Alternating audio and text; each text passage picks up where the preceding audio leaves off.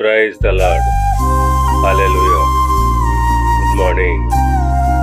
క్రీస్తునందు ప్రియులారా, ఉదయ కాలంలో మరొక నూతన వాగ్దానంతో మనము ఈ రోజును ప్రారంభించుకుందాము.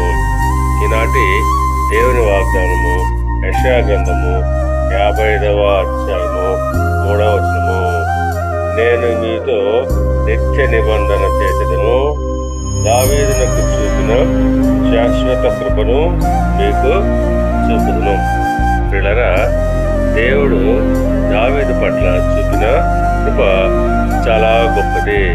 ఎందుకంటే అతడు దేవునికి ఎంతగా విధేయుడిగా ఉన్నాడో మనం గమనిస్తే ఆయన దేవుని హృదయానుసారుడుగా జీవించాడు.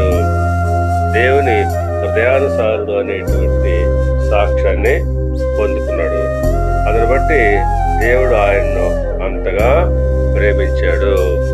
ఆ ప్రకారంగానే మనము కూడా ఆయన ఎద్దుకు వచ్చి ఆయన మాట విన్నట్లయితే మనము బ్రతుకుదము. దేవుడు దావీదుకి చూపినటువంటి ఆ శాశ్వతమైన కృప ఏదో అట్టి నిత్య నిబంధన మనతో కూడా చేస్తానని వాగ్దానం చేస్తున్నాడు. కనుక పిల్లరా, మనము దేవుని యొద్దకు వచ్చి ఆయన మాట విని ఉన్నట్లయితే తప్పకుండా ఆయన దావీదుతో చేసిన వాగ్దానాన్ని నిత్య నిబంధన మనతో కూడా చేస్తాడు. దేవుడు మిమ్మల్ని దీవించి ఆశీర్వదించి వర్ధిల్ల చేయనుగాక.